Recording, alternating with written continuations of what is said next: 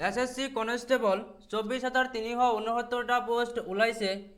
24,369টা পোষ্টৰ বাবে আপুনি কেনেকৈ আবেদন কৰিব পাৰিব সম্পূৰ্ণ প্ৰসেস স্টেপ বাই স্টেপ আপোনাক দেখুৱাই যাম। সো আপুনি যিকোনো এটা ব্ৰাউজাৰ ওপেন কৰি আপুনি সাৰ্চ কৰিব ssc.nic.in আপুনি সাৰ্চ কৰিব। সাৰ্চ কৰাৰ লগে লগে অফিচিয়েল হোম পেজটো ওপেন হৈ যাব। আপুনি staff selection commission government of India আৰু আপুনি ৰাইট সাইডত দেখাব লগইন কৰাৰ অপশন আহিছে। ইয়াত আপুনি দেখা পাইছে। সো আপুনি দেখা পাইছে ফৰগট পাসওয়াৰ্ড নিউ ইউজাৰ ৰেজিষ্টাৰ হিয়াৰ। আপুনি প্ৰথমবাৰৰ বাবে যেহেতু আবেদন কৰিব তাৰ বাবে আপুনি ৰেজিষ্ট্ৰেশ্যন কৰিব লাগিব। সো ৰেজিষ্ট্ৰেশ্যন কৰাৰ বাবে আপুনি 100 টকা এটা পে কৰিব লাগিব। অৰ্থাৎ আপুনি SSC কনষ্টেবল পদৰ বাবে আবেদন কৰিবলৈ হলে 100 টকা আপুনি পে কৰিব লাগিব। সো আপুনি নিউ ইউজাৰ ৰেজিষ্টাৰত ক্লিক কৰি দিব। ক্লিক কৰাৰ পিছত আপুনি বেসিক ডিটেইলছ ফিল কৰিব লাগিব আৰু বেসিক ডিটেইলছত আপুনি দেখা পাইছে ডু ইউ হ্যাভ আধাৰ। যদি আপুনি আধাৰ কাৰ্ড থাকে আপোনাৰ তেতিয়াহলে আপুনি ইয়াত ইয়েছত ক্লিক কৰি দিব। ইয়েছত ক্লিক কৰাৰ পিছত আপুনি দেখা পাইছে আধাৰ নাম্বাৰ। ইয়াত আপুনি আধাৰ নাম্বাৰটো দি দিব। তাৰ পিছত আপুনি দেখা পাইছে ভেৰিফাই আধাৰ নাম্বাৰ। ইয়াত আপুনি আকৌ এই আধাৰ নাম্বাৰটো সেম টু সেম ইয়াত আপুনি দি দিব। ভেৰিফাই আধাৰ নম্বৰ দিয়াৰ পিছত আপুনি দেখা পাইছে টাইপ অফ আইডি। যদি আপুনি আধাৰ নম্বৰ নিদিয়ে তেতিয়াহলে ইয়াৰ পৰা আপুনি সিলেক্ট কৰিব পাৰিব, অন্যথা আপুনি ইয়াৰ পৰা সিলেক্ট কৰিব নোৱাৰিব। সো যেহেতু মই আধাৰ নম্বৰ দিছো সেইকাৰণে ইয়াত সিলেক্ট কৰিব দিয়া নাই। তাৰ পিছত আপুনি স্ক্ৰল ডাউন কৰিলে দেখাব নেম টু এ। আপুনি ইয়াত আপোনাৰ নামটো দি দিব, অৰ্থাৎ আধাৰ কাৰ্ডত যিটো নাম আছে আপুনি সেই নামটো ইয়াত দি দিব। দেন তাৰ পিছত আপুনি ভেৰিফাই নাম সেই একেই নামটো আপুনি ইয়াত দি দিব। তাৰ পিছত আপুনি দেখাইছে have you ever changed name. আপুনি আপোনাৰ নামটো যদি চেঞ্জ কৰিব বিচাৰে তেতিয়াহলে ইয়েস দিব, অন্যথা আপুনি নো দিব। আপুনি ইয়াত দেখা পাইছে নিউ নেম চেঞ্জড নেম, এইটো চেঞ্জ কৰিব নালাগে, গতিকে আপুনি নো সিলেক্ট কৰিব। তাৰ পিছত আপুনি 3 দেখা পাইছে ফাদাৰ্স নেম। আপোনাৰ দেউতাকৰ নামটো আপুনি ইয়াত দি দিব। ভেৰিফাই ফাদাৰ্স নাম সেই একেই নাম আপুনি ইয়াত দি দিব। মাদাৰ্স নাম আপুনি দেখা পাইছে আপোনাৰ মাদাৰ্স নাম ইয়াত দি দিব। দেন তাৰ পিছত ভেৰিফাই মাদাৰ্স নাম একেই নামটো আপুনি ইয়াত দি দিব। অৰ্থাৎ আপুনি ইয়াত দেখা পাইছে মাদাৰ্স নাম should be same as mentioned in matriculation certificate. অৰ্থাৎ আপোনাৰ মেট্ৰিকৰ চাৰ্টিফিকেটৰ লগত সেম থাকিব লাগিব। Please enter name without any, আপুনি এইবিলাক ব্যৱহাৰ কৰিব নোৱাৰিব। মিষ্টাৰ মিছেছ এইবিলাক শ্ৰীমতী আপুনি এইবিলাক ডক্টৰ প্ৰফ আপুনি এইবিলাক ব্যৱহাৰ কৰিব নোৱাৰিব। সো আপুনি দেখাইছে আপুনি ডেট অফ বাৰ্থ, ইয়াত আপোনাৰ ডেট অফ বাৰ্থটো দি দিব। 5B verify date of birth, একেই ডেট অফ বাৰ্থ আপুনি ইয়াত দি দিব। মেট্ৰিকুলেশ্যন 10 ক্লাছ এক্সামিনেশ্যন ডিটেইলছ, আপুনি এক্সামিনেশ্যন ডিটেইলছ ইয়াত দিব লাগিব। এডুকেশ্যন বোৰ্ড আপুনি ইয়াৰ পৰা সিলেক্ট কৰিব, আপোনাৰ যিটো হয় আপুনি সেইটো সিলেক্ট কৰিব। এডুকেশ্যন বোৰ্ড সিলেক্ট কৰাৰ পিছত আপুনি দেখাইছে ভেৰিফাই এডুকেশ্যন বোৰ্ড, আপুনি সেই একেই আপুনি বোৰ্ডটো সিলেক্ট কৰি দিব ইয়াৰ পৰা। তাৰ পিছত আপুনি ৰোল নাম্বাৰ আপুনি দেখা পাইছে আপুনি ৰোল নাম্বাৰ ইয়াত দিব লাগিব। আপোনাৰ সম্পূৰ্ণ ৰোল নাম্বাৰ ইয়াত দিব লাগিব। ইয়াত আপুনি দেখাইছে roll number should be same as mentioned in matriculation certificate only and are allowed. Please enter roll number without any other special characters, অৰ্থাৎ কোনো ধৰণৰ আপুনি স্পেচিয়েল কেৰেক্টাৰ দিব নোৱাৰিব। If roll code is given matriculation certificate then enter roll code and roll number. আপুনি roll code আৰু ৰোল নাম্বাৰ ইয়াত দিব লাগিব। সো মই আপোনাক দেখুৱাই আছো কেনেকৈ দিব। দেখা পাইছে B20044, আপুনি এটা স্পেচ লগাব আৰু তাৰপিছত আপোনাৰ ৰোল নাম্বাৰটো ইয়াত বহুৱাই দিব। দেন একেই ইয়াত আপুনি same to same verify roll নাম্বাৰত সেম টু সেম বহুৱাই দিব। আপুনি দেখা পাইছে ইয়াৰ অফ পাছিং, আপুনি মেট্ৰিক কোন বছৰত পাছ কৰিছে আপুনি সেই বছৰটো ইয়াত দি দিব। দেন ভেৰিফাই ইয়াৰ পাছিং আপুনি এই একেই বছৰটো ইয়াত দি দিব। দেন তাৰপিছত আপুনি দেখা পাইছে ভেৰিফাই ইয়াৰ জেণ্ডাৰ, আপুনি ইয়াৰ পৰা সিলেক্ট কৰিব, মেল হলে মেল দিব, ফিমেল হলে ফিমেল দিব। দেন ভেৰিফাই জেণ্ডাৰ, আপুনি ভেৰিফাই জেণ্ডাৰ আকৌ একেই সেম টু সেম দিব। আপুনি দেখা পাইছে level of educational qualification matriculation, আপুনি মেট্ৰিকুলেশ্যন দিব। তাৰপিছত মোবাইল নাম্বাৰ ইয়াত দি দিব। ভেৰিফাই মোবাইল নাম্বাৰ ইয়াত দি দিব same to same. Email ID আপুনি দি দিব, ভেলিড ইমেইল আইডি আপুনি দি দিব, যিটো ইমেইল আইডি দিলে আপোনাৰ সম্পূৰ্ণ আপডেট সেই ইমেইলত আহি যাব। আপুনি ভেৰিফাই ইমেইল একেই ইমেইল আইডিটো আপুনি দি দিব। দেন তাৰপিছত ইয়াৰ পৰা আপোনাৰ ষ্টেটটো সিলেক্ট কৰি ল'ব। তাৰপিছত আপুনি সেভত ক্লিক কৰি দিব। আপুনি সেভত ক্লিক কৰাৰ পিছত আপুনি দেখা পাইছে please confirm Euro mobile number and email ID before submitting the form. So submit কৰাৰ আগতে আপোনাৰ মোবাইল নাম্বাৰ আৰু ইমেইল আইডি ভালকৈ চেক কৰি ল'ব। Different OTP will be send Euro mobile number and email ID before final submission. অৰ্থাৎ আপোনাৰ final সাবমিটৰ আগতে আপোনাৰ মোবাইল নাম্বাৰতো OTP যাব আৰু ইমেইলতো OTP যাব। সো আপুনি কনফাৰ্মত ক্লিক কৰি দিব। কনফাৰ্মত ক্লিক কৰাৰ পিছত আপুনি দেখা পাইছে basic details R saved, registration is portal and should be completed within 14 days. Failing with your data would be automatically deleted. Please check both inbox and spam folder of your email. So apuni close ot click kori dibo.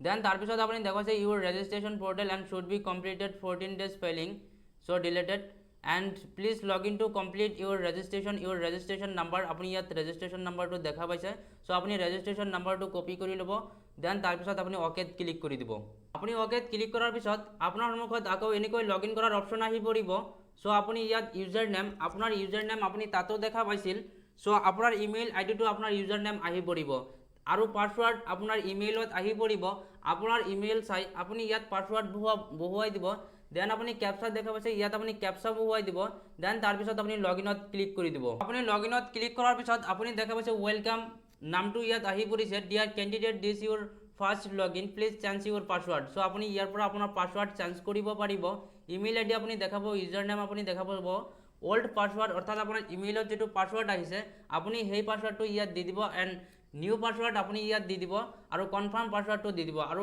Password আপুনি ভালকৈ চাই চিন্তি দিব পৰৱৰ্তী সময়ত যাতে আপোনাৰ মনত থাকে স্ক্ৰীনত দেখা ধৰণে আপুনি এনেকৈ আপোনাৰ পাছৱৰ্ডটো দিব পাৰিব দেন তাৰপিছত আপুনি ছাবমিটত ক্লিক কৰি দিব ছাবমিটত ক্লিক কৰাৰ পিছত আপুনি দেখা পাইছে your password has been change successfully please log in to continue আকৌ আপুনি লগ ইন কৰিব লাগিব আৰু লগ ইন কৰাৰ বাবে ইয়াত আপুনি দেখা পাইছে পাছৱৰ্ড SSC একে আপোনাৰ ইয়াত আহি পৰিব যদি আপুনি ল্যাপটপত বা কম্পিউটাৰত সেভ কৰি ৰাখে তেতিয়াহ'লে লগে লগে আপোনাৰ ইয়াত শ্ব' কৰিব দেন তাৰপিছত আপুনি ইয়াত কেপচা বহুৱাই দিব তাৰপিছত আপুনি লগ ইন কৰি দিব লগ ইন কৰাৰ পিছত আপোনাৰ সম্পূৰ্ণ ডিটেইলছ আগৰ নিচিনাকৈ আহি পৰিব বেছিক ডিটেইলছ ইয়াত আহি পৰিছে ৰেজিষ্ট্ৰেশ্যন নাম্বাৰ ইয়াত আপুনি দেখা পাইছে চ' সেই ৰেজিষ্ট্ৰেশ্যন নাম্বাৰ আপুনি ইয়াত দেখা পাব চ' আপোনাৰ সম্পূৰ্ণ ডিটেইলছ আগৰ ডিটেইলছ আহি পৰিব কিন্তু এতিয়া আপুনি কোনো চেঞ্জ কৰিব নোৱাৰিব এই পেজৰ কোনো এটা বস্তু আপুনি চেঞ্জ কৰিব নোৱাৰিব চ' সেইবাবে আপুনি বি কেয়াৰফুল আপুনি ভালকৈ চাই চিন্তি এই ফৰ্মটো ফিল আপ কৰিব দেন তাৰপিছত আপুনি সম্পূৰ্ণ হোৱাৰ পিছত আপুনি নেক্সটত ক্লিক কৰি দিব নেক্সটত ক্লিক কৰাৰ পিছত আপোনাৰ সন্মুখত এনেকৈ আহি পৰিব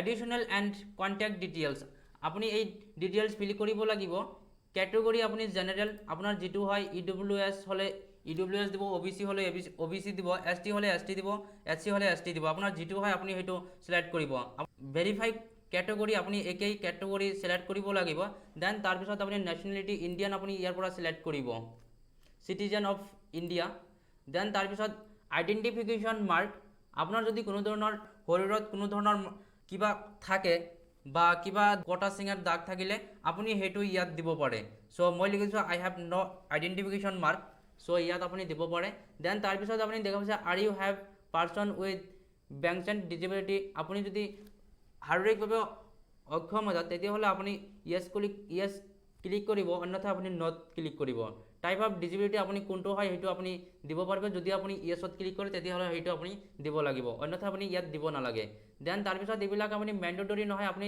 নিদিলেও কোনো কথা নাই কিন্তু তথাপিও আপুনি দি দিব পাৰ্মানেণ্ট এড্ৰেছ আপুনি পাৰ্মানেণ্ট এড্ৰেছ আপোনাৰ গাঁৱৰ পৰা আৰম্ভ কৰি পিনক'ড লৈ সম্পূৰ্ণ ডিটেইলছ ইয়াত ফিল কৰি দিব দেন তাৰপিছত ইয়াৰ পৰা আপুনি আপোনাৰ ষ্টেটটো সিলেক্ট কৰিব সিলেক্ট কৰাৰ পিছত আপুনি ইয়াৰ পৰা আপোনাৰ ডিষ্ট্ৰিক্টটো সিলেক্ট কৰিব তাৰপিছত আপুনি ইয়াত পিনক'ড বহুৱাই দিব প্ৰেজেণ্ট এড্ৰেছ আৰু পাৰ্মানেণ্ট এড্ৰেছ একে হ'লে ইয়াত আপুনি য়েছত ক্লিক কৰিব অন্যথা আপুনি ন দিব চ' সম্পূৰ্ণ ডিটেইলছ ইয়াত ফিল হৈ যাব দেন তাৰপিছত আপুনি ছেভত ক্লিক কৰি দিব আপুনি ছেভত ক্লিক কৰাৰ পিছত আপোনাৰ সন্মুখত এনেকৈ আহি পৰিব additional and contact details R saved successfully আপুনি ক্লজত ক্লিক কৰি দিব ক্লজত ক্লিক কৰাৰ পিছত আপুনি দেখা পাইছে সম্পূৰ্ণ ডিটেইলছ হৈ গৈছে ৰেজিষ্ট্ৰেশ্যন নাম্বাৰ আপুনি দেখা পাইছে ডিক্লেৰেশ্যন দিয়া আছে আপুনি ইয়াত আই এগ্ৰিত ইয়াত টিক মাৰ্ক দি দিব দেন তাৰপিছত আপুনি দেখা পাইছে ফাইনেল ছাবমিট আপুনি তাৰ আগতে দেখা পাইছে টেক ডাৰ্ট প্ৰিণ্ট আপুনি টেক ডাৰ্ট প্ৰিণ্টত ক্লিক কৰি আপুনি এইটো প্ৰিণ্ট কৰি ল'ব পাৰে আপুনি এই ফৰ্মটো আপুনি প্ৰিণ্ট আউট কৰি ল'ব চ' আপুনি প্ৰিণ্ট আউট কৰি ল'ব পাৰে বা ছেভ কৰিও ল'ব পাৰে চ' মই ছেভ কৰি আছোঁ চ' এইটো আপুনি ছেভ কৰাৰ পিছত সম্পূৰ্ণ ডিটেইলছ সম্পূৰ্ণ হৈ গৈছে চ' তাৰপিছত আপুনি দেখিছে ফাইনেল ছাবমিট আপুনি ফাইনেল ছাবমিটত ক্লিক কৰি দিব ফাইনেল ছাবমিটত ক্লিক কৰাৰ পিছত আপোনাৰ মোবাইল নম্বৰত এটা OTP যাব আৰু আপোনাৰ ইমেইলত এটা OTP যাব সেই OTP দুইটা OTP বহুৱাই দিব দেন তাৰপিছত আপুনি কেপচা ছেম টু ছেম বহুৱাই আপুনি ছাবমিটত ক্লিক কৰি দিব আপুনি ইয়াত দেখা পাইছে ৱেলকাম ইলিয়াছ আলী আৰু ইয়াত দেখা পাইছে latest notification application history modified registration result marks so' আপুনি দেখা পাইছে you have successfully completed your registration অৰ্থাৎ ৰেজিষ্ট্ৰেশ্যন কমপ্লিট হৈ গৈছে ৰেজিষ্ট্ৰেশ্যন নাম্বাৰ ইয়াত আপুনি দেখা পাব for log in use registration number user name password provide to you for password please check both inbox and spam folder of your email অৰ্থাৎ আপোনাৰ ইমেইলত থকা যিটো স্পেম এটা অপশ্যন আছে সেই অপশ্যনত আপোনাৰ যিকোনো আপডেট আহিলে সেই স্পেম অপশ্যনত আপুনি পাই যাব। দেন তাৰপিছত আপুনি অকেত ক্লিক কৰি দিব। অকেত ক্লিক কৰাৰ পিছত আপোনাৰ সন্মুখত এনেকৈ আহি পৰিব। আপুনি দেখাইছে কৰ্টিনাৰী message, wash your hands regularly, wear your mask properly and maintain safe distance। অৰ্থাৎ আপোনাৰ যেটো কৰোনাৰ এটো মেছেজ দিছে। সো আপুনি দেখাইছে constable GD in central armed police forces CFPFS SSF rifleman GD in Assam rifles and sepoy in narcotics control bureau examination 2022। আপুনি দেখাইছে এপ্লিকেশ্যন ষ্টাৰ্ট ডেট 27/10 অৰ্থাৎ 27 অক্টোবৰত আৰম্ভ হৈছে। এপ্লিকেশ্যন ইন ডেট 30 অৰ্থাৎ 30 নৱেম্বৰত শেষ হ'ব। তাৰপিছত আপুনি দেখাইছে last date for generation of offline challan অৰ্থাৎ আপুনি অফলাইনত চালান কাটিব লাগিব। যদি আপুনি অফলাইনত চালান কাটে তেতিয়াহ'লে আপুনি 30 নৱেম্বৰ 2022ৰ ভিতৰত আপুনি অফলাইনত চালান কাটিব পাৰে।